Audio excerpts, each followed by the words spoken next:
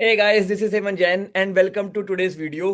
तो आज की क्लास में, आज के इस छोटे से लेक्चर में मैं एक बहुत ही इंपॉर्टेंट पॉइंट डिस्कस करना चाहता हूं, विच इज जब भी आप कंपनी के फाइनेंशियल्स को स्टडी कर रहे हो, which is the most important point two study. Pricing एक तरफ है, मार्केट कैप एक तरफ है, वो सारी चीजें तो हैं ही, लेकिन मैं जब भी कंपनी को खरीदता हूं ना, मेरे अंदर 1000% का कॉन्फिडेंस होता है कि मेरा टारगेट अचीव होगा सूनर और लेटर। 1 साल, 2 साल, 6 महीने, 2 दिन, जब मर्जी अचीव हो, my target is going to get achieved. इसका 1000% कॉन्फिडेंस मुझे होता है। क्यों होता है? सबसे बड़ा रीजन क्या है? सबसे बड़ा रीजन है पावरफुल प्लेयर्स की holding. Please try to understand what do I mean by powerful players की होल्डिंग। तो यार, आप यहां पे एक चीज देख पा रहे हो, शेयर होल्डिंग पैटर्न। ये रिलायंस, एचडीएफसी बैंक, टीसीएस, हर एक कंपनी का आप देख सकते हो। मैं टीसीएस का दिखाना चाहूंगा क्योंकि टीसीएस का शेयर करंटली ठुका हुआ है, ऑल टाइम हाई से काफी ज्यादा डाउन है। काफी ज्यादा डाउन होने की वजह से आपको लगता है रिटेलर्स लॉस में है, राइट? कई लोगों को लग रहा होगा सर, रिटेलर की तो हवा टाइट हुई पड़ी है एंड दिस दैट। तो एक बार देखने की कोशिश करते हैं कि एक्चुअली में शेयर के गिरने की वजह से सबसे ज्यादा लॉस में कौन है। शेयर होल्डिंग पैटर्न में हमें दिख जाता है कंपनी का कितने प्रतिशत हिस्सेदार कौन कौन है, ये हमें यहां पे दिख जाता है। तो आप क्लियर वे में देख पा रहे हैं 71% holding powerful players as in promoters के पास है। अब प्रोमोटर्स यार कंपनी के वो मालिक को बोला जाता है जो बहुत ही इनिशियल स्टेज में कंपनी के साथ एसोसिएट होते हैं, सब्सटेंशियल कैपिटल कंपनी में डिप्लॉय करते हैं, एंड ओवर द टाइम जैसे जैसे कंपनी ग्रो होती है उनका कैपिटल मल्टीप्लाई होता है लिटरली, और कंपनी के बड़े होने पे वो बड़े बड़े फलों को एंजॉय करते हैं। इन शॉर्ट, कंपनी जब छोटा बीज के साइज की होती है, दे एसोसिएट विद द कंपनी, और जब कंपनी बड़ा पेड़ बन जाती है उसके बाद वो फलों को एंजॉय करते हैं। उन्हें बोला जाता है जनरली प्रमोटर्स। एफआईआईज होते हैं बाहर के म्यूचुअल फंड या बाहर के एच फंड जिन्होंने कंपनी में इन्वेस्ट किया है। म्यूचुअल फंड्स के बारे में हम सभी को पता है, यहाँ पे इंडिया में भी बहुत सारे म्यूचुअल फंड से आपका पैसा मैनेज करते हैं। 0.5% to 1%, depending on scheme to scheme, ये लोग एक्सपेंस रेशियो चार्ज करते हैं। Obviously they are providing their expertise, they are providing their fund managing experience, तो ये चार्ज करना इनका बनता है, कोई भी गलत नहीं है।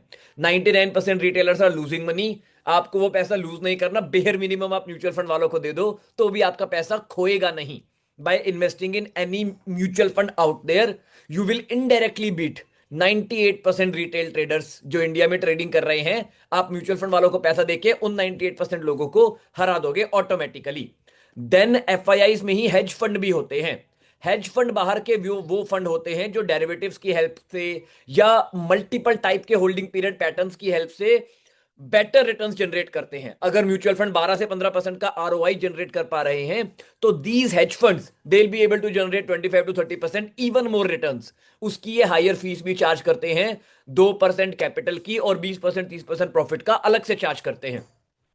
इंडिया में भी जो डीआईआईस हैं, म्यूचुअल फंड हेज फंड दोनों ही होते हैं, बट इंडिया में हेज फंड्स उतने नहीं हैं, तो इंडिया के केस में म्यूचुअल फंड ज्यादा होता है। देन हमारी प्यारी government, and then there is public. मात्र 5% हिस्सा टीसीएस का पब्लिक के पास है। और 4 मिनट पहले हेमंत ने क्या बोला है? टीसीएस गिरने की वजह से पब्लिक लॉस में है। मित्रों, ऐसा बिल्कुल नहीं होता है। टीसीएस की गिरने की वजह से एक्चुअली में पब्लिक लॉस में नहीं है, लॉस में ये पावरफुल प्लेयर्स भी हैं। अब मैं एक हार्ड कट ऑफ यूज करता हूं कि पब्लिक की holding should be less than 30%।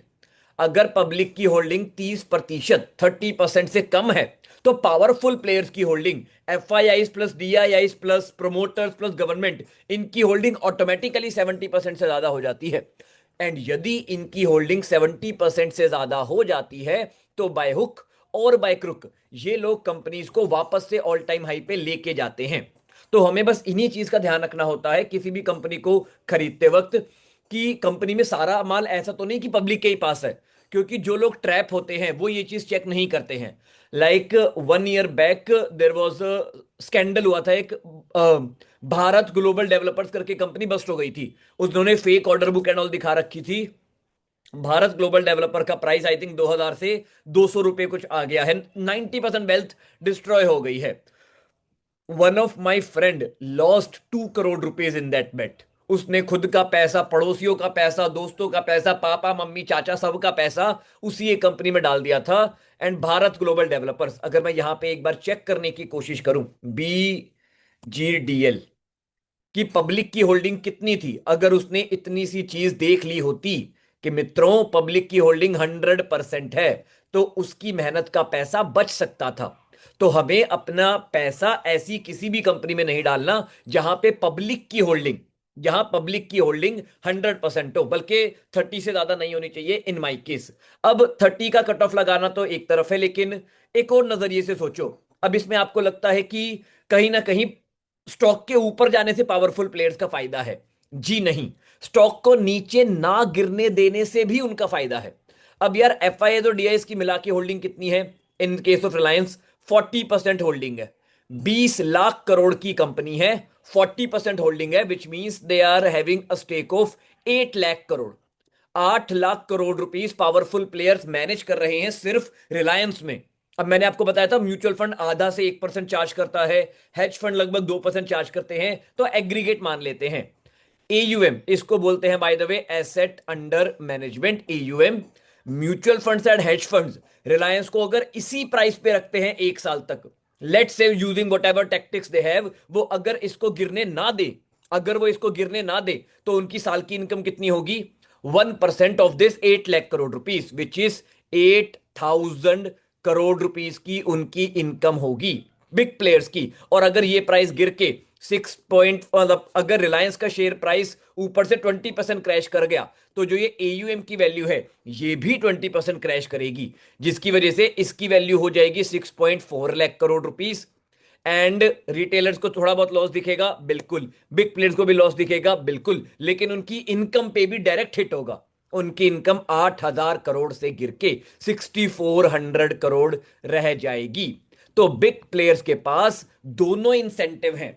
Price को ऊपर लेके जाएंगे तो पैसा बनेगा, भी पैसा बनेगा ही।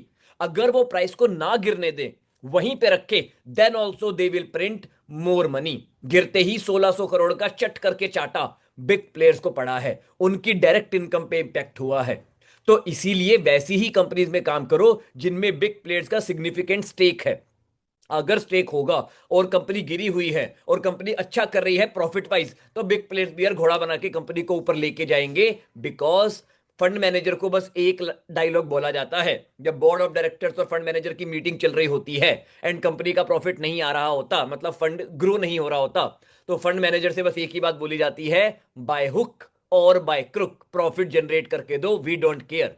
फंड मैनेजर्स की लाइन लगी हुई है, तुम्हें लात मार के हम दूसरा फंड मैनेजर ले आएंगे। थोड़ा रूड स्टेटमेंट बोल दिया मैंने ये, but this might be the reality in India and outside also. जितने भी ट्रेडर, जितने भी पोर्टफोलियो मैनेजर्स को मैं जानता हूं, एक कंसिस्टेंट अच्छे रिटर्न्स जनरेट करने का उन पे प्रेशर रहता है, और रहना भी चाहिए। प्रेशर में ही इंसान सही से वर्क करता है। तो इसीलिए ऐसी ग्रेट कंपनीज लिमिट से ज्यादा नहीं गिरती। रिलायंस आपको 70% की वॉलेटिलिटी नहीं दिखाएगा, 20-30% गिरता है वापस ऊपर, गिरता है वापस ऊपर। अब क्वेश्चन आपके माइंड में ये आना चाहिए, जाहिर सी बात है कि हेमंत भाई अगर ऊपर ही जाना है तो गिरता क्यों है भाई? अगर 30% गिरेगा नहीं तो यही बिग प्लेयर सस्ते में खरीदेंगे कैसे?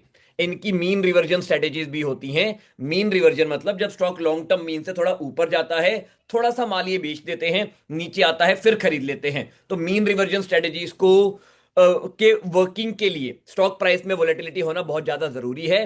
बिग प्लेयर्स के रिच बनने के लिए स्टॉक प्राइस में वोलेटिलिटी होना बहुत ज्यादा जरूरी है।